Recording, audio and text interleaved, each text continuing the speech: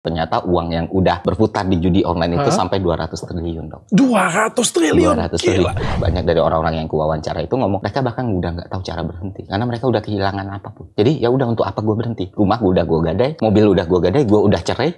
Berharap balik lagi. Akhirnya 50 ribu tuh bisa balik lagi. Iya, akhirnya kebuang terus. Bingung, cari pinjol ditagih, suicide. Tapi gue punya ide satu. Apa? Untuk menyelesaikan masalah ini sebenarnya. Kenapa nggak kita legalkan saja? Nggak sesimpel itu, Bos. Kemarin dia berani stitch gue gitu kan. Sopan lo bahasaku. Iya, sopan. Gue pengen denger pandangan lo. Kenapa menurut lo TikTok Shop harus diregulasi? Bukan ditutup. Berarti kalau ditutup seperti sekarang lo nggak setuju juga? Ini belum sempat gue ngomongin di konten gue ataupun di podcast lainnya, karena kayaknya gue harus ngomong ini. Tapi berhenti dari judi dan memulai hidupnya baru itu bukan sesuatu yang mustahil. Tanya Dokter Richard. Justru itu bro, gue nggak mau ribut. Makanya gue langsung datangin ke sini. Ferry Irwandi. Kalau gue kan TikTok kan ada kepentingan. Iya, jelas. Makanya gue ribut. Iya. Kan? Nggak, makanya gue datengin lu ke sini. Gue pengen denger insight-nya nih. Supaya kita clear. Oke. Tapi sebelum kita mulai, jangan usah pertama-tama dulu sebelum kita mulai. Masih pacak bakso Palembang? Masih lah. Wong Jambi? Wong Jambi. Tapi sudah tinggal di Jakarta? Jakarta, aku ada 15 tahun. 15 tahun. Lu bangunnya, kalau bangun pagi jam berapa sih? Jam 5, jam 6. Oh, jam 5, jam 6? Serius? Iya. Lu agak nggak sesuai dengan penampilan ya? Kenapa? Soalnya dulu kan PNS. Jadi karena rumah Bekasi terbiasa bangun jam segitu. Nah, lama-lama untuk ngubah itu jadi bangun siang susah. Biasanya tidur 3 jam, 4 jam. Nggak sehat sih. Sangat tidak sehat. Biasanya berapa? 3 jam, 4 jam. Ya, biasa kalau bentukan kayak lo ini kan biasa kan pekerja seni kan. Lo kan videografer di kementerian kan sebelumnya kan? Kalau gue baca di track record. Sebelumnya 8 tahun di Kementerian Keuangan. 8 tahun Kementerian Keuangan, di PR-nya sebenarnya lebih ya bikin video, bikin komunikasi publiknya kayak gimana, bikin kontennya gimana. Pekerja seni lah ya, kita ngomong ya. Biasa kan pekerja seni itu tidurnya malam, subuh. Otaknya baru muter kalau pas malam. Bangunnya siang. Makanya gue mikir kayak gitu. Kenapa kayak gitu ya? Nggak tahu sih ya. Kalau dari aku sendiri sih, karena emang suka sih. Karena kita kan kerja kreatif nih. Misalnya kita ngedit video. Kayak kalau malam itu kan suasana tenang. Kita harus mikir nih, kita harus bikin konten nih, kita harus riset nih. Jadi ya biasanya kayak aku bilang tadi, aku tidur 3 jam, 4 jam, biasanya jam 3, jam 4 baru kelar. Misalnya bangun jam 6 atau jam 5, tidur jam 1, bangun jam 5, kayak gitulah. Cuman tetap aja kan, yang namanya tidur itu dibutuhkan tubuh kan. Kita mau diet, kita harus tidur cukup dong. Dokter lebih paham lah ya kayak gitu. Terus aging juga ngaruhnya ke tidur dan segala macam. Jadi ya maksain untuk tidur terus-terusan. Tapi sekarang sudah bangun pagi terus ya? Sekarang ya mostly lah bangun pagi. Bro, kita mau ngomongin soal judi online gila. Gue daripada TikTok, gue lebih tertarik judi online. Itu judi online beneran ada? Nggak tahu ya, kayaknya ada sih. Enggak. Gue tanya serius. Ya ada dong. Gue nggak pernah main dan nggak bisa lihat. Memang ada. Kalau misalnya dokter sekarang keluar, terus dokter pesan ojek online, misalnya entah itu mobil atau motor, itu kita bisa langsung tanya ke mereka gitu. Seberapa masif? Karena kan mereka ngelihat semua orang. Oh ya, kenapa? Iya kan mereka ketemu banyak orang dan mereka sendiri, beberapa ojek online, beberapa driver online, itu bahan riset pertama yang paling enak untuk dokter tanyain. Karena di dalam kelompok itu, karena aku dulu kan supir taksi online ya, tahun 2016 sampai 2018 aku nyambi nge-Grab. Dan pertama aku ketemu fenomena ini udah mengerikan di situ sebenarnya. Karena ternyata pemainnya pun udah banyak sekali. Beberapa ojek online, beberapa driver online, itu kan biasanya duduk, nunggu, nah mereka main slot. Dan di grup itu yang jual mobil itu udah banyak sekali karena slot online ini. Serius ya? Serius. Dari situlah aku ngelakuin riset, akhirnya satu persatu aku tanya, ada sekitar 238 orang ya. Buat tahu behaviornya mereka ketika main judi online dan seberapa destruktifnya. Kemudian laporan PPK keluar, ternyata uang yang udah berputar di judi online itu sampai 200 triliun dong. 200 triliun? 200 triliun. Itu udah lebih-lebihin dari valuasinya Astra atau beberapa perusahaan besar yang lain. Gila kan? Berarti negara kita nggak miskin ya? Jadi kita sekarang podcast nih, kita sekarang ngobrol per 1 jam itu mungkin ada ratusan juta yang keluar. Itu tuh di mana sih? Aplikasi itu di website? Mostly ya, karena aku bukan pemain, yang aku lihat itu website. Jadi base-nya kan sesimpel itu aja, tinggal di blok aja kan? VPN selesai. Kalau servernya nggak dimatiin, di blok 1 tumbuh 1000. Tapi kan buktinya Indonesia kan pemerintah kita kan bisa ngeblok porno kan? Iya. Ini gue tanya serius ya, karena kan gue jujur ya, gue bukan ada di segmen itu. Iya. Dan sejujurnya yang lu ngomongin tadi itu baru pertama kali gue dengar. Yang dokter. Iya, karena kayak itu kan bukan dunia gue kayak gitu punya kan. Tapi orang-orang di kelas sosial dokter itu banyak loh yang promoin. Makanya gue terkejut. Apalagi kan 200 triliun ini kan suatu hal yang besar. Besar sekali. Pertanyaan gue itu mainnya di mana? Kalau mainnya di website, kan sesimpel itu, tinggal di blok aja. Ya. Gue lihat juga banyak yang sudah ngeblok, banyak yang sudah diblokir, tapi pada akhirnya ya VPN. Kita tuh nggak akan bisa nge-shutdown internet, Dok. Internet itu sesuatu yang nggak bisa di-shutdown oleh umat manusia. Kita bisa batasi aksesnya, tapi kalau orang ketemu pintu yang lain, kita bisa ini ya, kalau misalnya kita akses video porno pakai VPN masih bisa ya? Oh masih bisa. Ini dokter benar-benar nggak tahu, Pak. Iya, gue nggak tahu. Masih bisa. Masih sesimpel itu. Kalau di China walaupun pakai VPN nggak bisa ya? Kenapa ya? Enggak juga. Tergantung VPN bisa. Bisa. Oh jadi, masih bisa. Jadi logiknya, jadi knowledge yang harus kita tahu, internet itu nggak bisa dimatiin siapapun. Dia itu kan ruang, tempat tuan nih. Oke. Iya. Bahasa manusianya ya bebas ya, dan benar-benar nggak bisa di shutdown, dimatiin atau di close, kayak hukum kekekalan energi aja lah. Energi itu kan bisa mengecil banget, bisa gede banget kan, tapi pada akhirnya energi itu nggak pernah mati. Nah internet sama, yang ngebedain adalah portalnya. Jadi setiap negara itu bikin regulasi untuk mengatur aksesnya, bukan mengatur hidup atau matinya internet. Jadi misalnya kita blokir satu website, di hari yang sama dia bisa bikin 1000 website.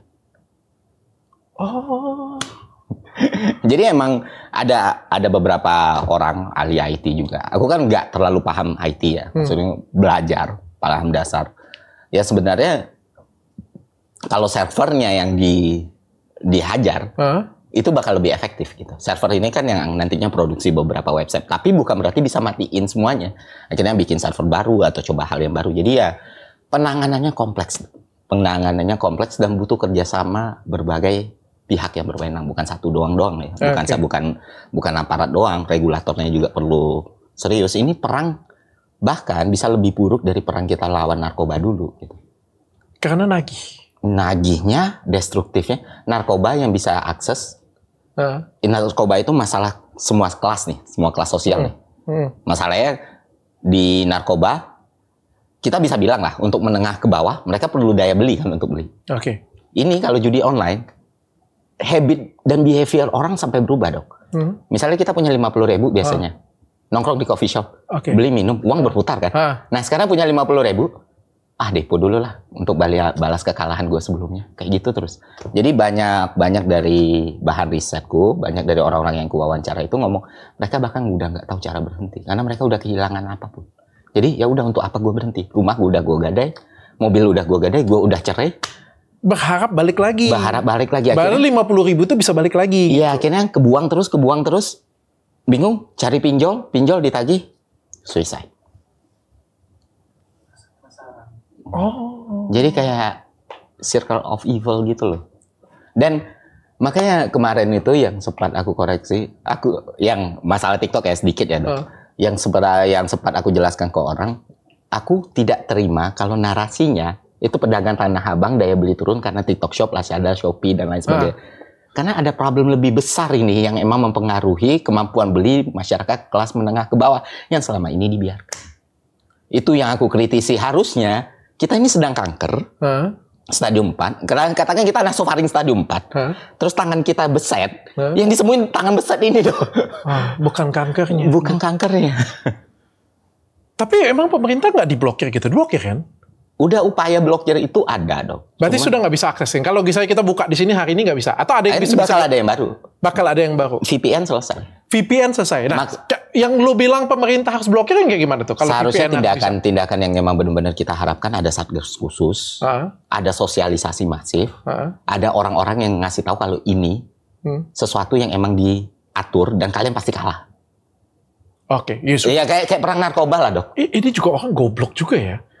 Si Dennis ini sudah ngomong ya. Kalau kita judi di depan mata kayak gitu main berdua kayak gini ya. Kita tebak-tebak nih. Kepala buntut nih. Itu kan masih enak berdua kayak gini ya. Ini kan jelas-jelas di online kan. Diatur sistem. Sistem kan jelas-jelas ngatur. Judi yang legal aja. Itu banyak curangnya. Iya. Apalagi sistem. Kan nonton nggak sih Choi Yun Fat itu kan ada pencurian. Tin pencet kayak gini Bu ya kan. Choi Yun Fat. Iya. Tiba-tiba rubah kartu. Mereka ya curang. Tapi Gen Z sekarang nggak tahu Choi Yun Fat Om. Tanya saya Stephen Chow. Tanya Stephen Chow ya yang Kung Fu Hustle ya, bukan yang Raja Judi ya. Ya tapi kan memang kan di kasino aja kan curang kan. Kalau orang paham matematika pun paham gitu loh. Kalau sebenarnya banyak logical fallacy, banyak hal-hal yang emang nggak sesuai dengan hitungan dan statistik, tapi itu jadi kayak mitos gitu loh, kayak orang ngukur. Misalnya kita bisa pakai law of big number untuk mengukur probabilitas. Kalau kita bicara soal pattern, dari 100 dadu yang dilempar misalnya, itu kita nggak akan bisa menemukan angka 50-50. Tapi dia akan selalu mendekati, semakin dia banyak, semakin 0,5. Jadi misalnya, dokter main dadu nih, kan two side. Dari 10 percobaan, 9 ini kepala misalnya. Belum tentu 10 ini bakal kepala gitu. Semua kemungkinan ini bisa sangat banyak sekali. Tergantung masa percobaan yang lo buat videonya. Gue nonton video lo, sampai gue mengamatin. Nah itu salah satu yang harus dibenarkan, karena kalau cuman kita berpikir penanganannya sebatas tutup aja, selama ini dilakukan juga nggak efektif ternyata. Makanya salah satu yang aku bahas fokus masalahku adalah cara promosinya. Ibarat kata kita perang nih. Kalau dalam semua ilmu perang, mau kita bicara perang dunia 1, perang dunia 2, Cold War, atau perang-perang klasik yang di China, Mesir dan segala macam, salah satu cara efektif dalam berperang adalah memutus distribusi makanan. Oke. Nah, kita susah nih ngeblok website, susah ngejar bandar karena bandar di luar semua. Atau ini bukan punya Indonesia? Informasi yang aku tahu sih kebanyakan sudah di luar semua. Semuanya ada di luar. Dan mau ditangkap kayak gimana di luar? Tapi agennya ada di Indonesia. Nah, cuma kan ini promotornya nih. Kantor lah. Ya, iya. Influencer yang iniin. Kan ke influencer siapa yang hubungin? Nggak mungkin sana kan? Pasti ada agensi, pasti ada titik di mana kantor cabang. Nah, ini kan sebenarnya kalau kita potong di sini, seenggaknya realistis lah, gue nggak akan bilang itu akan menghilangkan judi online seutuhnya ya. Tapi seenggaknya penyebarannya bisa diberhentiin. Dihambat gitu. Jadi kayak orang perang yang motong suplai makanan gitu. Oke, walaupun makanannya bisa produksi tapi nggak bisa masuk kota gimana? Oke, berarti siapapun yang promosiin dicari siapa dalangnya, di cut off dulu. Cut dulu potong. Karena kita nggak bisa cut off yang VPN tadi ya. Iya, sampai kita nyari cara gimana ini bisa berhenti keseluruhan gitu. Jadi masalahnya emang kompleks. Dan gue kira ketika kita bicara soal ekonomi berputar, makro gue kan ekonomi ya dokter. Gue lulusan STAN. Terus sekarang double degree-nya juga ekonomi. Nah, semakin gue pelajari, semakin gue paham nih. Kalau sebenarnya fenomena dan realitas masyarakat, itu benar-benar harus kita identifikasi dengan baik gitu loh. Kayak, lu mau ngasih solusi atas satu masalah, lu identifikasi dulu nih masalahnya. Oke. Makanya kemarin gue ngubungin antara TikTok Shop, judi online sama pinjol. TikTok Shop, the problem ketika yang dibawa itu, kok kenapa semua daya beli turun? Ini karena TikTok Shop. Itu kegagalan dalam mengidentifikasi. Oke. Karena buktinya TikTok Shop ditutup sekarang tetap sepi kan? Sepi. Gue tuh mau ngomong poin itu tuh. Tetap susah. Gue setuju itu diregulasi, gue setuju itu ditindak. Tapi nggak itu loh problemnya. Problem yang ini nih B loh, bukan A, kayak hal-hal seperti itu. Jadi ya, dokter segede apapun suara kita, sevokal apapun kita untuk bicara soal ini, pada akhirnya kita tidak memegang alat hukum, kita tidak bisa memutuskan sesuatu. Itu cuma bisa ngeheboin supaya jadi concern pemerintah, terus bisa digerakin, gitu aja ya. Itu aja, tapi pada akhirnya digerakin atau enggak, ditindak balik atau lagi ke mereka lagi. Iya, kita. Tapi katanya ada uang yang mengalir juga dari judi online ini ke beberapa oknum. Sehingga katanya makanya ini bisa berkembang secara bebas seperti ini. Saya penasaran kata siapa sih? Saya jadi pengen tahu. Pura-pura nggak tahu dia. Gini dong. Lumayan aman loh. Oh jelas. Republik ini kan tidak baik-baik saja, makanya. Saya ngelihat perjuangan Dr. Richard Lee yang harus bolak-balik pengadilan. Oh, berarti harus aman sih. Berarti harus kita sarkasin aja. Iya, kita harus main cantik lah untuk ngomong sesuatu. Kalau belum ada proven, baru ada. Wih, Dok, bukan cuma itu doang. Banyaklah hal-hal yang emang, oh gini tuh. Dan bahkan kecuali kita asumsikan lah yang Dr. Lee itu maksudnya sama dengan yang aku pikirin ya. Iya. Bahkan itu di Wakanda kan. Lebih dark lagi. Gitu. Lebih dark lagi. Contohnya apa di Wakanda? Misalnya banyak juga yang ngomong, oh aliran-alirannya itu bahkan dipakai untuk kondisi tertentu, situasi tertentu, dan bahkan itu udah masuk ke masalah human trafficking dan lain sebagainya. Jadi problemnya itu kompleks banget. Kita sebagai content creator atau YouTuber lah namanya, atau seseorang yang bikin konten digital, power ke situ terlalu jauh dong. Ini sudah kayak akar yang sudah kemana-mana kalau nggak dihentikan sekarang ya. Iya. Salah satunya bisa ke caleg juga. Iya. Bisa semua dana untuk 200 triliun is a very huge money. Terus kalau misalnya menang ya gitu punya bisa mempertahankan kerajaan ini yang luar biasa besar juga. Makanya kompleksi kita sebagai orang yang bikin konten ya sebatasnya lingkup yang bisa kita jamah ya yang emang sesuai dengan kemampuan maksimal kita kan. Karena balik lagi kita nggak punya alat hukum, kita nggak punya kewenangan, kita nggak punya sesuatu yang bisa, oh gue bisa ngambil keputusan A, keputusan B. Dr. Lee bikin podcast bagus, 3 hari kemudian take down. Mau protes apa? Iya. Kalian mau cari dia aja. Gue tiba-tiba, kok di take down gue. Biar so.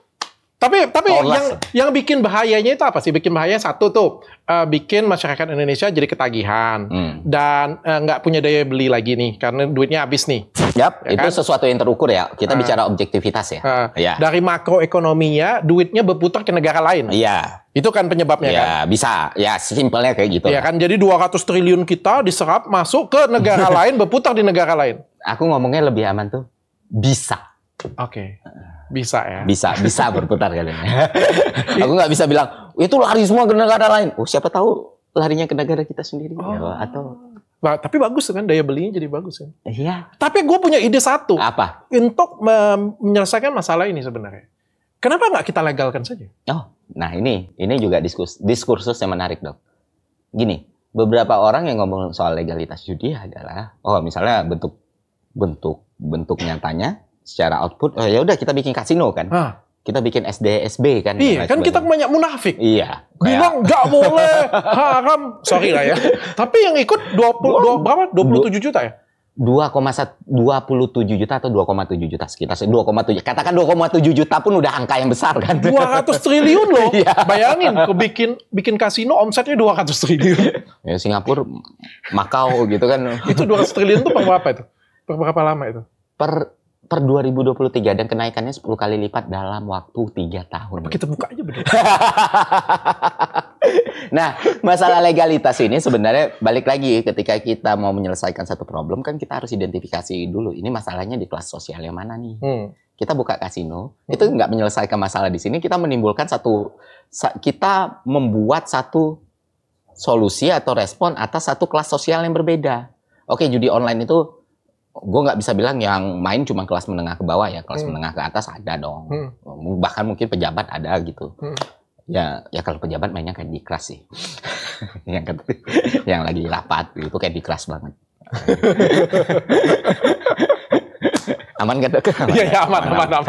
Gitu tuh. Aku belajar dari Dr. Lee tuh. Kita yang aman-aman aja. Malas betul bolak-balik 2 kali kan. Nah, kelas menengah ke bawah ini ketika kita bikin kasino, apakah mereka akan berhenti main judi online dan masuk ke kasino? Oh, enggak. Kemampuan daya beli orang untuk bisa masuk ke kasino, wealth-nya, kesejahteraannya tentu ada di kelas menengah ke atas. Nah, kita bikin sekarang bukannya menyelesaikan satu masalah kelas sosial yang emang bermasalah, kita menimbulkan satu masalah baru lagi. Oke, emang kita bisa legal, kita bisa dapat pajak dari orang kaya yang main kasino, tapi masalah ini nggak selesai. Oke, jadi masalah baru lagi. Jadi masalah baru lagi, masalah legalitas tentu. Aku nggak berbicara, stand aku bukan dalam aspek moralitas ataupun keagamaan dan lain sebagainya ya. Ini by logic aja. Tentu mau dilegalin atau enggak ya udahlah terserah yang punya wewenang lah nantinya. Cuman untuk bilang masalahnya bisa selesai, kan beberapa orang yaudah legalin aja. Enggak sesimpel itu, Bos. Kalau kita legalin, yang ini kayak gimana nih? Apakah ketika kita legalin kasino semua orang berhenti main judi online dan pindah ke kasino? Enggak juga ya. Enggak juga. Ya. Jadi sebenarnya kita harus sadar judi itu adalah habit atau behavior manusia yang sangat-sangat tua dari sejak peradaban manusia muncul. Ya sama kayak prostitusi dong. Benar juga. Iya. Kita mau menghilangkan itu benar-benar hilang, itu kerja sia-sia. Nggak akan bisa itu benar-benar hilang gitu. Dan kita juga dari dulu kecil-kecilan kan?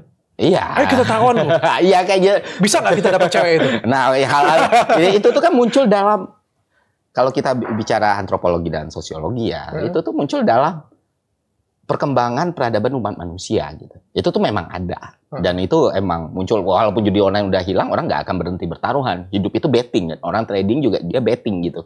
Orang investasi pun betting gitu. Karena kenapa dibilang betting ya, lu nggak pernah ada kepastian nih. Bisanya cuman bisa untung atau bisa rugi. Iya, bisa untung, bisa rugi, dan nggak bisa ngunci itu 100%. Berarti masih ada yang lu pertaruhkan, walaupun itu 1% atau 2% masih ada. Bisnis pun juga judi, Pak. Nah, aku bukan bilang judi sih. Bisnis pun investasi lah. Bisnis, investasi, we are bet. Kita bertaruh. Karena kan kita nggak bisa ngunci kepastian absolut kan. Nah, hal-hal seperti itu. Bukan dihilangkan secara keseluruhan, tapi kita harus bisa menghambat penyebarannya. Dan orang-orang harus tersadar kalau mereka masuk, mereka bakal kalah. Mereka bakal hancur. Dari awal gitu. Bukan, katakan kita ambil angka 2,7 juta ya. 2,7 juta sudah jadi pelaku aktif. Populasi Indonesia kita katakan 300 juta lah. Ambil bulannya. Berarti kan masih ada sekitar 297 juta lah. Sampai 298 juta orang nggak berjudi nih. Nah, kita pikirin yang nggak berjudi ini. Gimana kita ngasih sosialisasi yang masif kepada masyarakat. Jangan sampai mereka menjadi penjudi. Iya, kita tutup aksesnya. Kita tindak yang ngepromosiin, yang terafiliasi langsung, yang emang bisa langsung di reach out. Nggak boleh promosi kan? Nggak boleh. Kalau promosi kan kena penjara juga kan? Iya kan ada di ini KUHP di kita. Peraturan kan? Jadi, dan itu bahkan katanya bukan delik aduan loh. Iya, bisa langsung ditangkap kan? Iya. Gue pernah lihat teman-teman ada influencer, selebgram gitu langsung ditangkap polisi gara-gara mempromosiin. Tapi sekarang sejenius itu ya, yang kata lu tadi ya. Ya. Mereka kreatif. Nah, kalau disawer nggak promosiin kan bener kan? Terima kasih. Sekarang kita tinggal define apa itu definisi promosi. Ketika gue sekarang tiba-tiba nih, ini produk dokter nggak? Iya, produk gue. Gue bilang, gue minum ini dok. Wah, ada Gatot Koco nih. Gue biasa pakai ini nih. Emang mantep banget ya rasanya. Itu promosi atau enggak? Promosi? Ya, itu. Segala bentuk promosi loh di aturannya. Ya, jadi tapi ngakalin kan? Kalau misalnya kayak gift kayak gitu kan memang kalau misalnya kalau yang aku bingung mereka coba denial. Oh, kita cuma terima kasih tapi lu punya wording yang gacor banget pasti dibayar. Oh, ada tagline, ada brief, dan kalau ditelusuri itu kan gampang banget sebenarnya. Nah, beberapa emang ada yang nggak kerjasama dan menolak itu cuma disawer.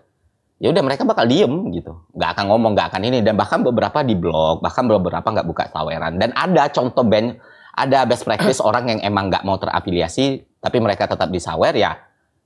Respon mereka yang mereka kendalikan gitu loh. Kenapa mereka bayar influencer yang gaming? Kenapa nggak gue? Gini dok, salah satu alasan aku bersuara keras soal ini, bersuara keras soal ini dengan segala resikonya adalah ada ibu, karena gini, ada ibu-ibu dia punya anak brilian sampai SMP juara, terus anak ini suka main Mobile Legends game. Dan ya, dulu waktu kecil, kita yang lahir tahun 80-an, 90-an, di umur 6 sampai 15 tahun, idola kita nggak jauh-jauh dari pemain bola atau band, atau kita melihat itu kayak mengkultuskan gitu. Kalau aku seorang Juventini, aku suka Alessandro Del Piero, dan ketika ngelihat apapun yang Del Piero lakukan, aku pengen gitu loh, karena emang make me feel more alive gitu. Nah, di mereka sekarang kan udah shifting tuh. Menurut mereka ya sosok-sosok di gaming ini adalah idolanya mereka. Nah, si ibu ini, anak ini akhirnya yang emang brilian. Dia kenal judi online itu dari gamer favoritnya dia. Sekolahnya berantakan, hidupnya hancur. Akhirnya ya menyelesaikan hidup gitu. Masuk ke anak-anak lebih mudah ya. Masuk ke anak-anak lebih mudah. Dan mereka tahu lebih market mereka. Juga. Kayak anak-anak nagih main dingdong dulu. Iya. Itu semua adiksi itu. Waktu zaman kita kan main dingdong dulu. Dingdong? Ya kan sampai berdiri liatin orang main dingdong. Padahal kita main kagak kan. Kamu dari sekolah main dingdong. Kalau zaman dokter kan dingdong ya. Di aku udah rental PS nih. Kita tuh bisa cuma diam aja, nggak ada duit. Yang penting lihat orang main PS gitu. Karena semua adiksi di masa dokter gitu. Dokter tahu banget bagaimana adiksi itu menyerang manusia dan paling rentan siapa gitu. Tapi kalau ngomong adiksi, emang bisa kaya ya gara-gara main judi ya? Nggak tahu, tanya yang main lah. Bisa berkali-kali lipat kah? Karena harusnya bisa dikasih dulu ya. Kalau yang dari aku wawancara, iya polanya sama sih. Semua orang yang mau main judi, semua orang yang mau main slot, semua orang yang mau main poker atau blackjack or something like that. Kita semua itu ketika mau masuk judi ngerasa kita pasti menang sih, karena we are different gitu. Kita nggak kayak penjudi lain yang kalah. We are smart, kita pintar, kita bisa menghitung dengan baik, dan kita bisa punya kendali yang bagus. Nanti gue kalau udah menang segini gue berhenti. Men, kalau udah uang di depan mata, wah, udah 20 juta nih. Oke. Ini gue bisa modal 500.000 sampai 20 juta. Kenapa mustahil untuk 20 juta sampai 100 juta? Oke. Dan akhirnya semua yang betting kalah. Itu kan PPATK kan sudah bisa ngelihat pergerakan dananya. Kenapa nggak diblok dari sana aja, dari banknya, dari sananya? Kalau nggak bisa dari VPN-nya kayak gitu kan, ya kalau kayak gitu dari aliran dananya aja. Makanya PPATK sudah rilis pun ya ternyata apa yang lagi dibahas sekarang? TikTok Shop, Mirna. Kenapa tuh kira-kira? Kan dijawab nggak? Aku nggak tahu gitu. PPATK kan ngeluarin 200 triliun. Iya, itu bukan pakai kira-kira. Bukan, rilis resmi. Pasti ngitung dong. Betul. Dari rekening-rekening kan, betul. Dari perpindahan dana kan. Betul. Berarti kan dia tahu tuh dari mana ke mana. Ya kan, bisa ngecek juga. Itu jelas loh. Ya, bisa kan pasti kan. Kan tinggal dilaporin, selesai, dapat. Iya. Setuju dong. Aku juga mempertanyakan hal yang sama, makanya aku buat konten. Bisa nggak sih di-bip dari awal sampai akhir? Tapi sebenarnya makin ada satu sih. Ketika at the end of the day ya, dari konten yang aku buat atau dari podcast yang aku datangin, aku kan nggak pernah mention nama ataupun mojokin satu pihak tertentu ya. Hari ini lu mau nyunjukin? Enggak juga sih. Cuman kan supaya salah satu alasannya adalah ini jadi diskursus dimanapun gitu, kesadaran masyarakat meningkat. Yang aku nggak muluk-muluk deh untuk bikin orang yang emang berwenang atau orang yang emang bisa punya power untuk menghentikan itu melakukan apa yang bisa dia lakukan. Aku cuman sebagai seseorang yang buat konten di sosial media, ya awareness masyarakat meningkat aja aku udah syukur gitu. Kayak kemarin kan akhirnya beberapa streamer game online itu mulai sadar gitu. Aku nggak mikir mereka, ya aku nggak akan menjangkau hal yang aku nggak. Itu tugas polisi, tugas pemerintah atau tugas apapun kita terserah. kasih edukasi ke masyarakat. Judi online itu bisa bikin kayak gini loh. Betul. Jadi efek yang negara kayak gini. Dan juga judi online itu nggak bisa menang. Semua udah diatur, goblok. Terserah, kalaupun lu nanti main atau enggak, lu mau promosiin atau enggak, ya terserah lu akhirnya. ya at least lu nggak bisa lagi pakai alasan nggak ada yang ngingetin. Iya, udah dikasih tahu juga. Udah dikasih tahu loh. Gue gitu. Terkejut loh. Dari konten lu yang gue tahu, gancol gitu. Wih, gue bilang jenius ya. Dan itu bertahan 2 tahun, setahun.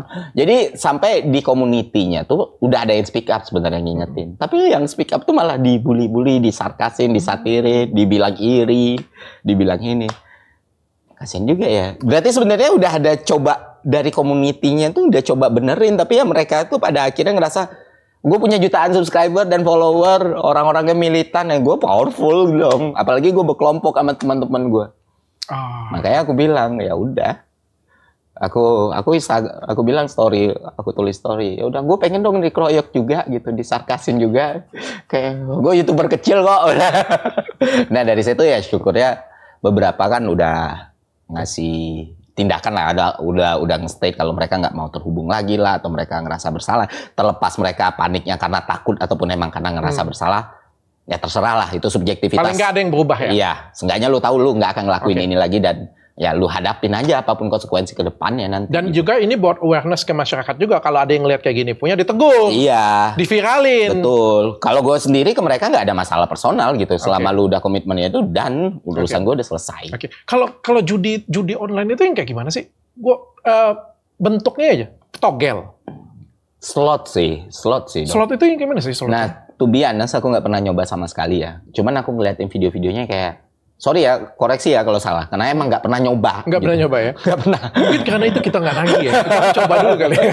Iya, aku yakin itu sih dok.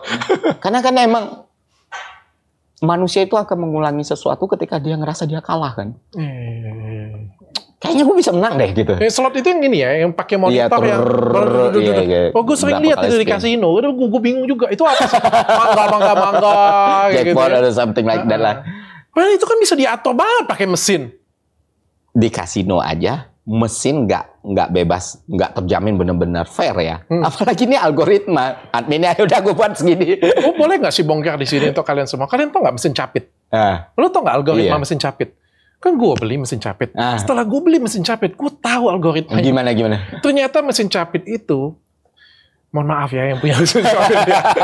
Mesin capit itu bisa disetting. Jadi 5 kali, atau 10 kali, atau 3 kali, atau 30 kali. Jadi dia cengkramannya selama 30 kali itu tidak akan bisa kuat. Walaupun lu sepo-ponya lu kayak gini punya.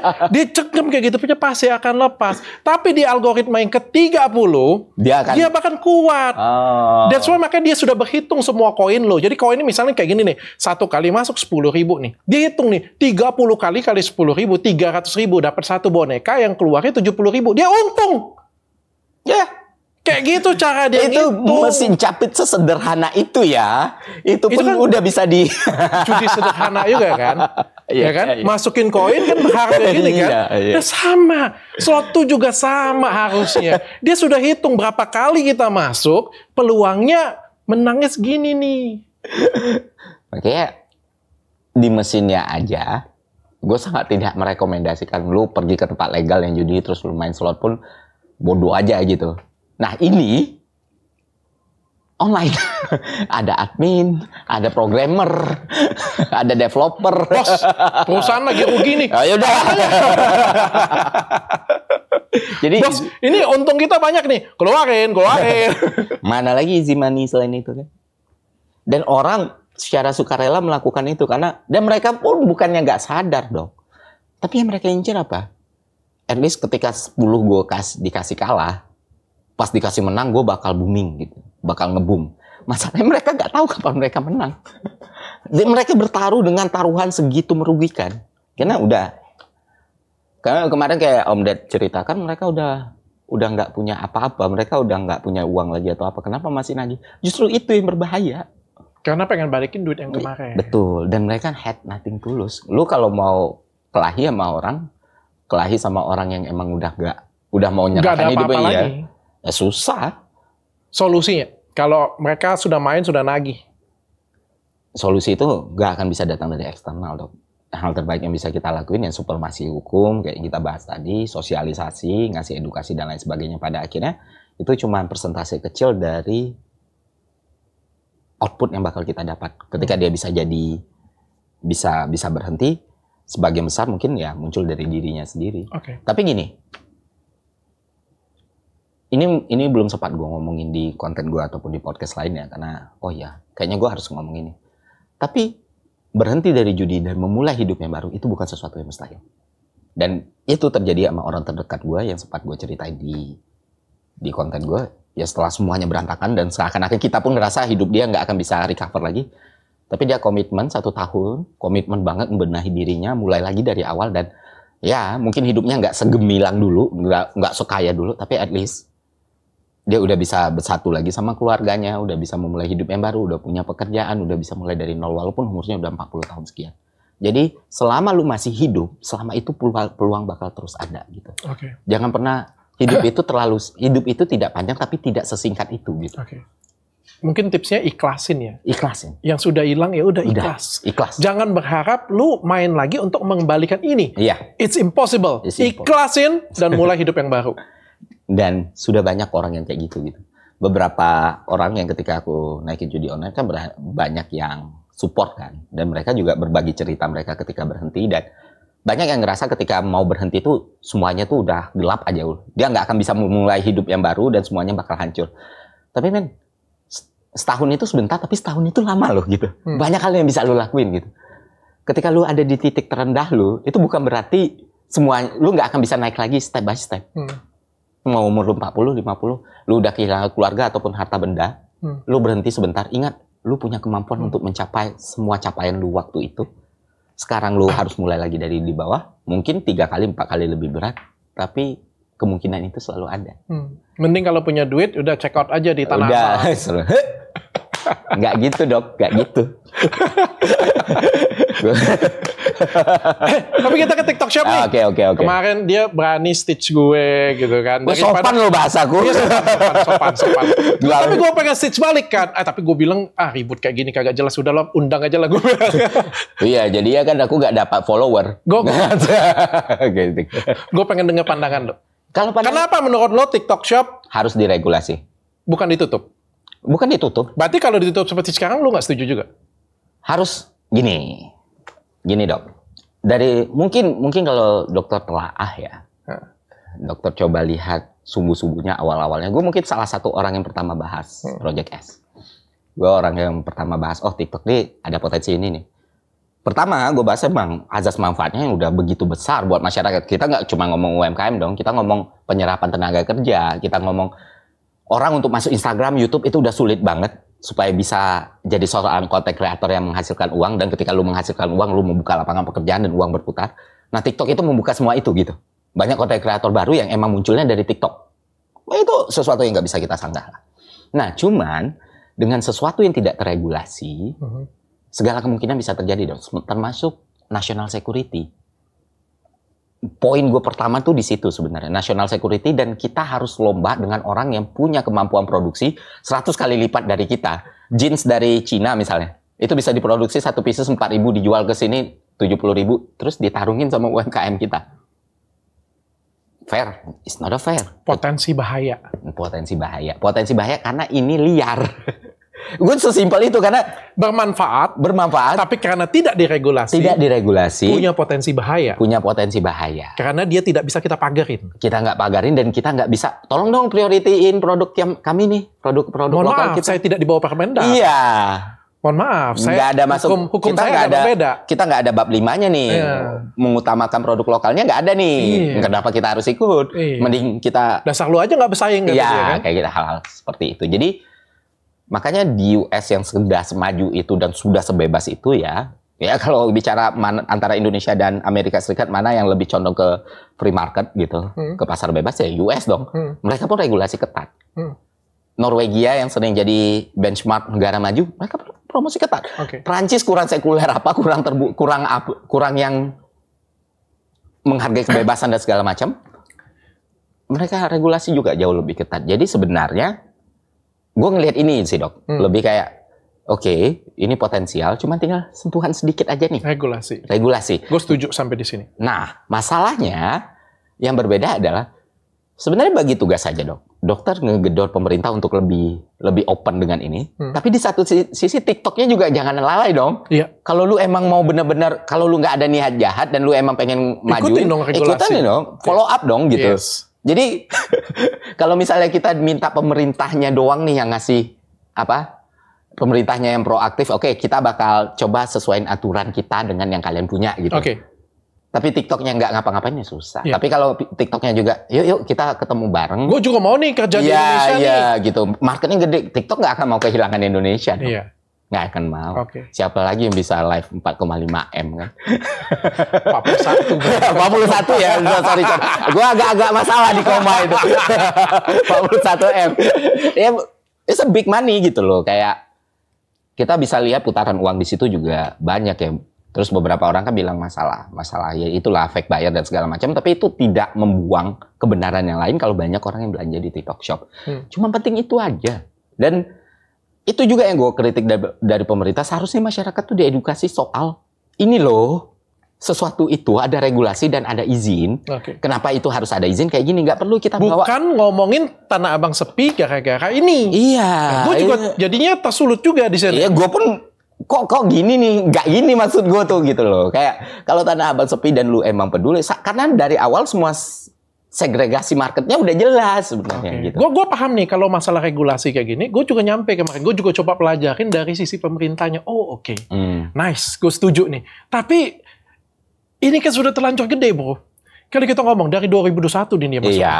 Sekarang 2023. Iya. Berarti 3 tahun dia beroperasional di sini. Ya, bayangkan saja di dalamnya itu ada 6 juta UMKM, ada 7 juta afiliator. At least kalau misalnya ada karyawan di sana, artinya itu belasan juta banyak orang terlibat di sana kayak gitu punya ya. Dan ketika ini kita ngomong ditutup plak tanpa ada aba-aba bro, lu bisa kebayang nggak? Nah, begitu juga yang aku tanyain di TikTok. Udah segini besarnya, kenapa lu nggak mau gitu diregulasi? Iya oke. Ya jadi kan sebenarnya dua pihak ini. Benar. Dari sisi kayak gini, kita netral ya. Iya. Gue juga coba berusaha netral ya, walaupun gue ada di dalamnya. Nggak perlu netral sih. Iya, gue ngerti dok. Maksudnya kayak gini. Secara pemerintah kan ngelihatnya ini kan sudah lama, gitu ya. Harus diregulasi, gue setuju. Sampai detik itu gue setuju. TikToknya harus merubah regulasi, gue setuju. Karena kan dia menghentikan ini kan salah satunya adalah dia pengen ikutin regulasi Indonesia. Kan. Tapi kan di shutdown tiba-tiba plak seperti itu. Atau kenapa nggak kita buat sambil berjalan. Toh selama 3 tahun kita juga bisa berjalan kan. Aku ngerti poin dokter. Ya aku bisa agree to disagree atau bahkan aku bisa setuju. Seharusnya nggak langsung diberhentiin gitu atau misalnya kita kasih waktu, kita kasih waktu sebulan, nih ya 1 bulan. Kalau nggak kita stop nih. Emang sudden ya dok? Sudden loh, gila. Nggak ada aba-aba, nggak ada. Aba-abanya kan nggak jelas gitu kan. Kita kasih waktu keluar kan, kita kasih waktu, nggak ada kasih waktu pun. Enggak, 1 minggu dari sekarang atau tutup, tiba-tiba kan gue dapet kabar tanggal 3, tanggal 4 dia tutup. Gila. Itu ya, aku nggak bisa membenarkan itu. Lu tahu nggak? Ini cerita itu kayak lu lagi maju di kereta api terus lu rem mendadak. Gue cerita yang sedihnya aja lah ya supaya sama-sama tahu. Gue ngerti sih pandangannya. Tapi kan kita dengar itu tuh jam 5 sore. Jam 5 sore dan kita ngomong jam 5 sore besoknya itu akan berhenti. Orang tuh banyak kan yang live dari jam 9 malam sampai besok full. Lu tau nggak alasannya kenapa? Bukan karena secinta itu bro. Karena stok barang kita gila. Lu kebayang nggak kalau gue jualan 41 miliar? 1 hari loh. 1 bulan omset gue angkat 30 sampai 50 miliar. Artinya kan apa? Gue harus nyetok barang. Yang di luar sana, seller-seller di luar sana itu harus nyetok barang. Dan nyetok barang bukan untuk 1 bulan. Kita harus mikirin Oktober, November, Desember. Bahkan kalau gue perusahaan gede, gue perkirakan Januari sampai Desember tahun depan. Passing barangnya sudah. Karena sudah semeyakinkan itu. Dan ketika di stop tiba-tiba, gila loh. Dan nggak ada solusi juga ya, nggak ada alternate yang lain ya. Dan nggak ada pemberitahuan kapan mau dibuka. Gue cerita gini ya, gue aja yang masih punya klinik. Gue masih punya offline. Dan Athena Group gue sudah gede sebelum gue masuk online kayak gitu punya. Gue aja yang bisa gue bilang, gue mampu bertahan, gue juga sudah punya duit sebelum TikTok ini ada kayak gitu punya. Gue aja gemeter.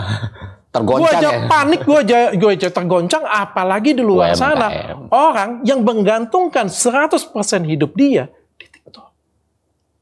Setuju. Makanya solusi atas masalah ini harus disegerakan nih. Dan gue sendiri pribadi berhentilah pakai narasi yang emang benar-benar nggak korelatif gitu loh. Dan yang didorong, TikToknya didorong, pemerintahnya didorong, pelaku usahanya juga didorong nih. Pelaku usaha didorong artinya mereka dikasih kepastian nih. Oh, kita lagi dalam perbincangan, kita lagi dalam pengurusan dan progresnya sampai sekarang. Karena mereka nyetok barang, mereka hold barang, mereka bingung mau dilepas gitu aja, lepas rugi cut loss kah? Bingung. Tapi kalau mereka tahu, oh ya dalam 1 bulan lagi nanti bakal dibuka, enak. Ya itulah kenapa PR-nya pemerintah itu yang benar-benar harus diperbaiki. Itulah juga kenapa di tempat kementerian, di IG Instagramnya dihujat-hujat orang sampai sekasar itu. Bukan masalah, sebenarnya nggak boleh sekasar itu. Cuma kan karena panik, bro. Ini kita kan panik. Bayangin kita yang penghasilan kita misal aja lah yang kecil-kecil aja lah 3 sampai 10 juta sebulan. Ini 0. Nah ini kan orang nggak tahu. Mereka-mereka yang selama ini ngerasa oh nggak apa-apa lah TikTok Shop ditutup gitu aja. Ini kan mereka nggak paham nih hal-hal yang dokter bilang tadi. Nah sekarang kan akhirnya hasanah orang tentang masalah ini kan bertambah. Dua sisi kita. Iya, jadi orang juga ngerti. Simpel aja, bikin aturannya, TikToknya ikut, pemerintahnya bikin aturan emang benar-benar fair sama kayak e-commerce yang lain misalnya. Kalaupun emang nggak bisa TikTok bikin e-commerce baru. Dan aku rasa juga nggak masalah misalnya TikTok as sosial media dan TikTok as e-commerce itu 2 aplikasi yang berbeda, kayaknya semua orang juga oke lah, sama lah kayak Thread sama IG gitu yang bisa terhubung atau something like that. Itu mending lah daripada ditutup sama sekali gitu. Oke, nggak bisa sosial media nggak bisa ngejual atau ngecek out barang. Oh ya udah, lu bikin dong platform e-commerce-nya. Nah, kalau TikTok udah punya platform e-commerce-nya sendiri, dia kuat dong. Dia nggak akan bisa diganggu-ganggu atau nggak akan bisa diprotes oleh kompetitor atau pakai narasi apapun karena udah ikut aturan, udah ini. Seharusnya yang bisa benar-benar untung dari hal kayak ini ya TikTok. Yang aku bingung, sebenarnya keresahan dokter dan apa yang dokter sampaikan tadi aku nggak bisa bantah loh. Pelaku usaha, dan itu emang realita fakta kayak gitu loh. Itu yang mereka rasain. Tapi di satu sisi, aku juga mempertanyakan dari dulu, kan masalah TikTok Shop, masalah Project S atau hal lain sebagainya, masalah national security, itu kan sesuatu yang emang orang analisis. Tapi akhirnya dibantah, analisis dibantah. Nah, tapi ketika TikTok benar-benar tidak terlihat melakukan upaya untuk itu, gue nggak tahu apakah dia mengupayakan atau enggak ya. Tentu orang bikin question mark dong. Termasuk salah satu yang paling heboh waktu itu adalah aku ngebahas ini loh potensi masalahnya. Tiba-tiba videoku di take down. Setelah sampai 3 juta view di take down. Dengan alasan perjudian. Itu kan orang marah dong. Iya. Maksudku kayak beberapa hal, entah itu korporasi, entah itu perusahaan, entah itu pemerintah, mereka misalnya punya ide yang bagus nih, dan emang urgent untuk dilakukan. Mereka punya gagasan, mereka punya visi. Terkadang masalah mereka simple. Cara menyampaikannya dan tindak lanjutnya, itu yang buat masyarakat yang bertanya-tanya gitu loh. Lu kok kayak gini, lu kok main shutdown? Gitu aja. Padahal apa salahnya seminggu sebelum shutdown, lu ngomong nih, dalam rangka kita nunggu aturan dan negosiasi dibicarakan, untuk seminggu ke depan, tanggal segitu di shutdown. Itu kan fair ya loh. Kalau tiba-tiba jam 5 hari ini dan 5 besok, ya enggak lah, gila lah itu mah. Pasti sakit sih, sakit banget. Nah itu seharusnya jadi bahan evaluasi ketika kita mau ngambil kebijakan yang berpengaruh pada publik. Itulah kenapa kita butuh pemerintah yang baik, kita butuh wakil yang baik, yang emang ngerti masalah-masalah kayak gini seperti apa gitu. Gue juga jadi belajar, bukan artinya karena gue pelaku dalamnya kan memang kita bias ya, memang kita bias. Kalau dibilang ya, kan kalau dibilang mungkin ada yang curang. Kita ngomong ada Project S atau kita ngomong barang murah atau lain sebagainya. Selalu ada oknum dan selalu ada anomali lah dalam sebuah sistem yang gede ya. Tapi kan jangan dibabat sistem ya. Betul. Kan. Jangan langsung digeneralisir. Oh ini semua kayak gini nih. Iya, terus TikToknya dibantai habis kan nggak bisa seperti itu. Nah itu yang sering terjadi dok dalam segala konteks. Jujur aja banyak hal di dunia ini terjadi dengan cara seperti itu gitu loh. Satu problem ya udah satu problem berarti menggeneralisasi hal-hal yang lain. Itulah makanya gue lu mau cari dimanapun statement gue nggak pernah bilang harus tutup gitu. Enggak, gue setujunya diregulasi. Nah ada hal yang harus dibenerin nih. Dua pihak nih, pihak. Dan syukurnya kan kita ngelihat kemarin pernyataan Pak Menteri Perdagangan juga udah ngomong membuka negosiasi. Terus kemarin CEO-nya langsung ketemu Pak Luhut kan. Terus sempat gue komentar. Itu beneran atau hoax itu? Gue kasih ngelihat beritanya ya. Kalau gue responnya fun lah gitu. Wah lah, CEO-nya tahu yang penting nih. langsung ke orang yang pentingnya nih. Oh, Menteri Investasi. Iya, Menteri Investasi. Pak angkat jadi staf. Dan di situ kan kita ngeliat, oh ada nih tindak lanjutnya. Pada akhirnya kan, misalnya nih TikTok nih, ketika dia udah ngurus regulasinya dan dia dipersulit, stand dia kan bagus jadi. Kita udah coba kok. Gagal. Lah sekarang lu nyoba aja belum gitu loh. Kayak makanya kemarin tuh aku ngasih analogi ke dokter kan ya kayak lu ngelihat satu praktek rame tapi nggak ada izin, praktek kedokteran nggak ada izin tapi rame dan orang-orang banyak di situ dan emang bagus. Tapi sementara lu untuk izin buka klinik kan nggak simpel ya dok. Betul.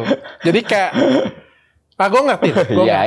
Tapi kalau gue nggak salah nih ya, koreksi gue kalau gue salah ya. Tapi sebenarnya TikTok itu punya izin, tapi izinnya bukan e-commerce. Iya, sosial media. Izinnya sosial media dan izinnya ada satu lagi perwakilan di Indonesia. Iya. Nah dia menganggap bahwa perizinan ini sudah bisa mengcover itu. Iya. Tapi ternyata, ya betul kayak gitu. Apa yang dijual itu dianggap pemerintah itu e-commerce tidak cukup dengan izin ini. Iya. Makanya TikTok awalnya kan denial kan kita udah pegang izin dong. Iya, karena dia sudah nganggap kayak ada perwakilan di Indonesia ini kayak pakai perizinan internasional dia dipakainya ke sini ya gitu punya. Dia nganggap sudah. Masalah aturan perpajakan kita kan jadi nggak bisa optimal di situ kan. Gue setuju sih di regulasi dan kemarin juga gue belajar tuh salah satu di tempat siapa ya.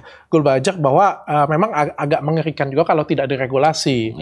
Gue supaya kita fair ya sama-sama ya. Ternyata kalau misalnya e-commerce tidak ada regulasi, uangnya itu kita ditakutkan itu adalah kita cuma menjadi konsumen doang, uangnya pindah ke negeri lain. Betul. Dan akhirnya kita cuma diperas doang, ya penjajahan. Kecuali kita memang secara terbuka dan secara sadar mengakui, oh kita menganut sistem pasar terbuka gitu, ya udah. Ya ujungnya itu akhirnya menghancurkan kita, ya itu adalah sesuatu yang memang kita pilih. Tapi kan sistem ekonomi kita kan Pancasila. Artinya kalau platform ini bagus, bisa diregulasi, tambah cantik, bermanfaat untuk Indonesia. Betul. Itu baru oke. Itu baru oke. Jadi kayak banyak loh di e-commerce itu brand-brand lokal kita naik karena aturan bab 5 ini gitu kayak mengutamakan produk lokal. Banyak kok brand-brand yang emang sekarang kesadaran kita pada produk lokal kan meningkat ya dok. Dibanding tahun 2000-an awal lah atau 90-an lah. Sekarang 2000-an kayak lu mau beli parfum ya lu beli produk lokal gitu. Ini enak gitu. Lu ketika mau beli sepatu pun nggak masalah lagi sepatu lokal gitu karena kesadaran itu naik. Nah, yang ditakutkan itu TikTok Shop tuh akhirnya membunuh itu karena apa? Predator pricing. Jadi kayak lu putus nih rantainya dari dulu produsennya itu bisa jual distribusiin ke retail jual akhirnya ada margin harga di situ dan lain sebagainya. Ini kan di-cut nih dari produsennya langsung ke konsumen jelas harganya bakal jatuh. Itu salah satu contoh kalau di dalam lokal kayak gimana. Jadi ya predator pricing ini akhirnya nggak bikin industri kita semakin bagus. Ujungnya apa? Kita balik lagi jadi negara konsumtif. Padahal kalau kita tidak melakukan hilirisasi, industrialisasi, kita nggak jadi negara yang mengekspor produknya ke luar negeri. Ya, kita nggak akan pernah beranjak dari middle income trap. Jadi pendapatan per kapita kita, GDP per kapita kita nggak akan bisa naik sampai level 11.000 ke atas untuk diakui sebagai negara maju. Padahal potensinya ada, demografi kita lagi bagus-bagusnya. Paling banyak itu orang dalam usia produktif sekarang. Udahlah kena predator pricing, kena judi online. Kan kacau sebenarnya. Kapan kita maju ya? Kalau pertumbuhan ekonomi kita sementara target pertumbuhan ekonomi kita kalau bisa ada di kisaran 6-7%. Untuk bisa maju ke negara maju sampai usia produktif kita di 2050. Jangan sampai kita miskin sebelum kaya, miskin tua dulu sebelum kaya gitu. Padahal kita di usia-usia yang bagus dan di kemasan kita. Betul. Setelah 2050, 2045 ke atas, bonus demografi lewat. Jepang sekarang orang-orangnya udah pada lansia, orang-orangnya udah pada tua, orang-orang produktifnya makin berkurang, tapi pendapatan per kapita mereka udah sampai di 30.000. Kita itu baru 4.500. Oh, karena negara kita banyak, kita nggak mungkin punya pendapatan per kapita tinggi. China lebih banyak loh orangnya. Amerika lebih banyak loh orangnya. Nah, hal-hal kayak gitu, logical fallacy itu harus kita koreksi nih. Jadi selain ekosistem yang lebih baik, ekonomi yang lebih baik, pendidikan masyarakat juga lebih baik. Itu yang akhirnya ngedorong semua negara ini berkembang, semua orang di negara ini jadi negara yang lebih baik dari hari ini. Oke. Kalau dipisah menurut lo setuju lo? Apa? Social media dan e-commerce itu harus dipisah. TV itu kan cuma bisa mempromosikan, nggak boleh menjual. Emang nggak boleh? Gue belum tahu regulasi, apalagi TV ya, itu kan media konservatif ya. Gue belum. Itu kan yang lo stitch ke gue. Salah bukan. Yang gue stitch adalah perizinan. Perizinan. Yang di stitch kalimat gue kan adalah kita sudah maju, kenapa kita harus mundur? Nah, itu soal perizinan. Oh, itu soal perizinan. Bukan soal kecanggihan. Bukan soal kecanggihan. Gak sebodoh itu lah gue nge-stitch gitu. bukan gitu dok. Ini bukan soal maju mundur nih. Ada hal yang lebih basic nih gitu. Karena perizinannya. Tapi kalau misalnya dia sosial media, tapi bisa e-commerce juga, menurut lo kayak gimana? Kalau ternyata pemerintah ngasih wadah ya why not? Gue ngerti yang di-worryin pemerintah. Iya. Big data. Iya, database. Akhir ujungnya ditarik. Ujung-ujungnya ditarik, bisa bikin produk yang predatory pricing tadi salah satu ya. Gue ngerti si endingnya. Tapi kalau misalnya kita pagerin lagi kayak gitu punya. Dibikin klasternya. Iya. Gue sih, kalau kayak gitu dibuat dan usernya setuju ya why not. Tapi kan kalau menurut dokter sendiri, fair nggak seperti itu? Kalau gue jadi TikTok ya, kalau gue pengen ngakalin gampang, kan kalau kita lihat kan FYP nih, ya, sampingnya kan live nih, ya kan, kita pencet, kita kan bisa jualan, itu kan promosi dong, ya kan? Tapi keranjang kuningnya itu ditautkan ke website. Nah itu begitu diklik pindah ke website, muncul website, kitanya jadi kecil di atas. Iya. Kita tetap ngomong kecil tapi di atas, pindahnya ke website. Berarti no problem dong. Berarti no problem kan? Itu kan nyusahin ya dia. Nah, tapi seenggaknya yang dokter worryin tadi udah ketemu solusinya. Iya. Dan aturan juga nggak ditabrak. Iya. Iya. Dan kalau emang misalnya dipermasalahkan kayak gitu, ya apa bedanya dengan yang kemarin? Iya, apa bedanya orang yang live di e-commerce? Ya kan berarti kan win-win solution buat semua orang. Iya. Yang makanya gue sampai sekarang bingung, TikTok kenapa nggak gerak sih? Kenapa geraknya masih kayak gini sih? Kalaupun lu ikutin, alternatifnya banyak sekali gitu loh. Lu bisa pakai kayak gitu, kayak orang misalnya kayak Grab sama OVO lah. Itu kan dua aplikasi terpisah walaupun integrate. Kan nggak susah sebenarnya. Oke, ikutin, harus pisah ya pisah. Bayarnya di sini, jangan bayarnya di dalam sini. Dan supaya duitnya bisa terkontrol di Indonesia nih. Kan pajaknya terkontrol semuanya. Betul. Masalah kayak GoPay punya aplikasi sendiri nih. Gojeknya juga jalan. GoPay kan ada aplikasi tersendiri tuh sekarang. Iya. Jadi no problem gitu loh.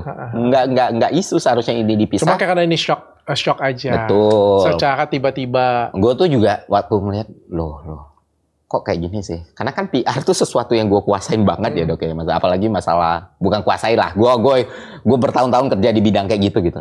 Seharusnya narasi tunggalnya, komstratnya nggak kayak gini nih. Penyampaiannya yang miss. Iya, seharusnya kan misalnya, oke, kita perlu regulasi TikToknya. Ini loh problemnya gitu. Gue yakin semua masyarakat. Berarti PR ya, ini rekrut bapak ini. Balik lagi semuanya itu PR game. PR gamenya benar atau enggak gitu. Masyarakatku, ini loh penyebabnya. Ini loh yang kita bahayakan. Jadi untuk sementara kita memberikan waktu kalau sampai detik ini kita mau diubah. Kalaupun Tanah Abang mau dibawa, pedagang-pedagang konservatif mau dibawa, ya narasinya juga jangan yang dijual kesedihannya gitu loh. Itu kan. Betul. Nah, bisa kalau gue yang megang komstratnya dan harus membawa pedagang itu, gue bilang, nanti setelah kita regulasi nih, kita bisa ngasih edukasi dan sosialisasi nih, karena kita tahu mereka akan main game yang fair gitu. Nggak lagi yang cherry picky untuk orang-orang tertentu atau segala macam karena kita udah amanin. Nah, mereka ini kan sekarang ada masalah nih karena nggak ada konsumen lagi langsung datang ke mereka. Kita edukasi untuk naik ke digital. Itu satu. Yang kedua kan bisa ngomong, negosiasi kan. TikTok sini TikTok. Boleh proporsional, tapi bikin tim, ajarin ini orang-orang konvensional. Orang CSR kalian ini orang-orang konvensional sini ajarin.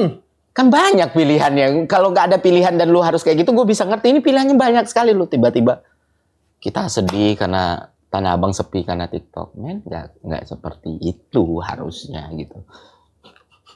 Kalau yang kayak gitu gue ya nggak apa-apa ya, sebagai warga negara yang baik tentu kita harus memberikan masukan kan dan perspektif kan, dan itu dilindungi undang-undang dong. Selama kita tidak mencela dan melakukan pelanggaran hukum, gue kira nggak masalah. Makanya gue ngomong terus terang. Jadi jangan kadang tuh orang tuh bias juga ketika ngelihat, oh lu argumen kayak gini karena lu orang pemerintah ya. Men, gue YouTuber, gue bukan orang pemerintah lagi. Ya. Terakhir, Bo. Soal artis. Oke. Ini katanya artis-artis ini merusak ekosistem. Jadi artis-artis masuk, merusak ekosistem yang tadi, ini kita bicarakan tadi kan TikTok dengan non-TikTok ya. Kita bicara UMKM yang offline dengan online ya. Sekarang kita ngomongin online dengan online, satu wadah nih. Artis dengan satu yang wadah, UMKM biasa. UMKM biasa di TikTok itulah kayak gitu punya kan. UMKM yang di bawah ini kan juga teriak nih. Wah nih gara-gara artis nih kami juga sepi nih sebenarnya menurut lo. Kalau udah itu fakta yang nggak bisa kita bohongi ya dok ya. Bukan masalah artisnya tapi resource. Game of resource. Lu punya modal 1M, lu bersaing dengan gue yang cuma modal 5 juta. Bukan berarti gue pasti kalah. Tapi peluang gue untuk bisa ngunggulin lu lebih kecil karena fleksibilitas lu lebih lebar. Sampai ke hal-hal paling detail dok. Misalnya ada 2 live. Yang satu dibuat dengan proper, lightingnya bagus kayak gini, setnya bagus kayak gini, orang di depannya juga ngomongnya enak dilihat. Pada akhirnya kan sosial media itu game retensi ya. Lu bertahan untuk nonton atau enggak? Tek, lu nonton akhirnya lu beli. Tapi di satu sisi, lu pengen bikin yang bagus tapi HP lu kentang misalnya. Pakai kamera depan pula. FPS-nya bahkan nggak bisa sampai 60, nggak bisa sampai 30. Dan lighting-nya tuh harus matahari supaya itu jelas. Itu pun masih patah-patah gitu. Dan yang ngomong juga nggak menarik misalnya. Katakan yang ngomong gua lah, gua nggak menarik gitu. Gua nggak mau kau nyontoin orang. Gua tuh aman dok. Susah tergelincir. Gue sudah pernah live dikit yang nonton ya. Jadi ya gue lah yang ngomong. Tentu misalnya yang satu, yang tadi dokter yang ngomong, orang akan preferensinya lebih ke dokter. Nah itu kan sesuatu yang tidak terelakkan dan terjadi memang. Makanya gue bilang, kalau lu emang mau menarasikan kayak gitu, itulah regulasi itu penting. Karena kalau nggak ada regulasi, semuanya by subjek orang. Kalau lu emang mau majuin UMKM, kalau lu ada aturan, ada cara mainnya, oh ada porsi untuk UMKM naik di algoritma. Kalau nggak ya kita kasih kepada semuanya kita kasih kepada penonton, terserah mereka milih yang mana. Apakah itu bijak atau enggak? Ya tanyakan ke diri lu sendiri, bijak atau enggak gitu. Kalau oh ya udah itu sesuatu yang emang kita nggak bisa ngatur hak penonton untuk nonton, benar. Tapi ada yang bisa kita atur, kesempatan orang untuk muncul. Itu bagus sih idenya. Tapi gue juga kepikir kayak gini. Gue kan masuk TikTok ini baru Januari nih, 2023 nih. Kebayang nggak kalau misalnya kita ngomong ya, TikTok 2022 kemarin kayak apa sih? 2021 kemarin kayak gimana? Jualannya tuh kecil loh. Iya. Barang yang 15.000, 20.000, 30.000. Di atas itu susah dijual. Kayak orang tuh masih ada ketakutan. Tidak percaya dengan platform tersebut. Ya, setelah masuknya artisnya kan masifnya kan 2023 nih. Masifnya masuknya nih. Itu kan menjadi orang percaya. Take attention. Oke. Nah, kalau dalam ekonomi ada teorinya nih. Namanya bigger pie. Jadi, kuenya membesar.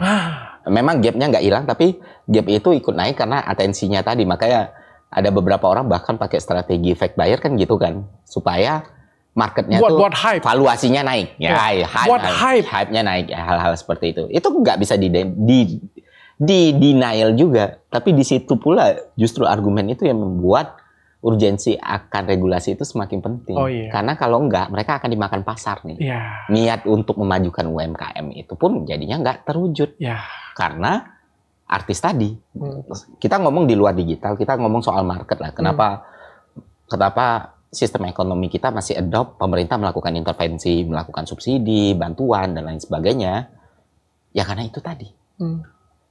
Kalau misalnya pemerintah tidak melakukan itu, tidak memberikan insentif pajak untuk UMKM, misalnya semuanya dibikin fair and square, ya mati ya UMKM nggak akan pernah bisa berkembang kayak gini kan.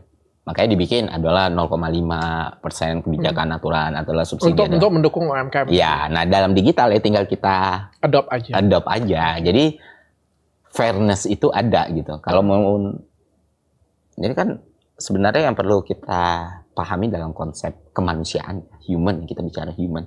Orang kadang bingung mendefinisikan apa itu keadilan. Keadilan itu bukan berarti sama rata loh. Nah, supaya itu adil, berarti kan ada yang harus ini ditambah, ini dikurang, ini ditambah, ini dikurang.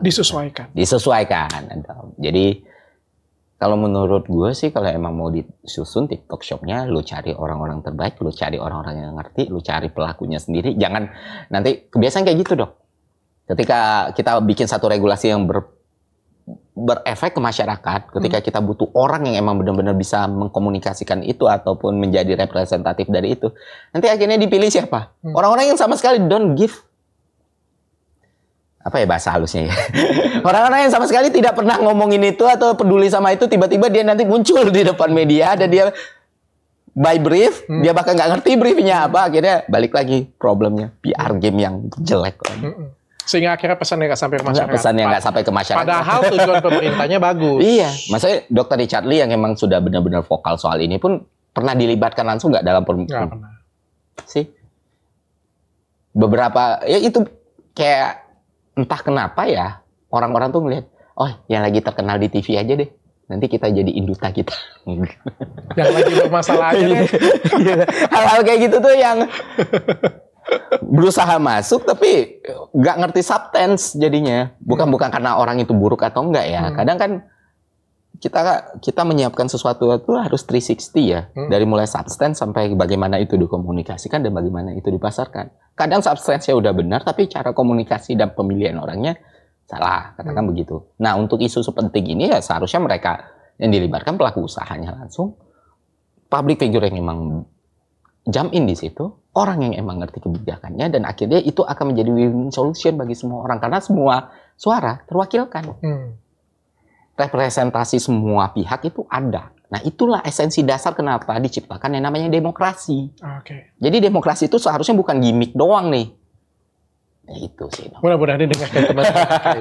Jadi sebenarnya proyeknya bagus. Kalau Bapak Menteri juga dengar komplainan saya, hari ini juga saya ngomong sebenarnya proyeknya bagus. Aku setuju juga. Dengar dari beliau juga aku setuju. Cuma ya mungkin PR-nya, penyampaiannya, eksekusinya saja. Ya, tapi mudah-mudahan nanti ke depan ada kebijakan yang lebih baik lah. Iya. Tentunya. Karena kan impact-nya ke kita juga ya, Bro ya, salah satunya ya. Lu jualan nggak? Nggak. Gua ada coffee shop dong. Oh, nggak jualan di TikTok? TikTok enggak. TikTok enggak, e-commerce lain enggak. Gue sebenarnya ada satu yang gue nggak suka dari e-commerce sebenarnya. Apa? Walaupun gue salah satu yang pelakunya pengguna ya, satu yang gue nggak suka. Kartu ongkir. Menurut gue itu tuh tidak mendidik. Dan itu bisa jadi celah untuk banyak hal. Fake buyer. Iya, fake buyer yang nanti buyingnya COD. COD-nya ternyata cuma dikasih bubble wrap. Kalau itu gue nggak tahu ya. Gue nggak pernah. Ya gue yakin lah dok. Maksudnya industri kan, ya namanya mikro makro ya, kita paham lah. Tapi itu menjadi kayak entertain dan mungkin menjadi marketing. Dan itu membuat gue, kemarin kan ada yang ngomong kan. Tapi itu jadi gue jadi sadar. Oh, makanya itu merek kok baru, kok 8M sudah, kok 5M cepat banget. Gue kan sudah lama ya. Iya. Gue sudah bertahun-tahun kan personal branding diri gue. Ini orang baru datang tiba-tiba kayak gini.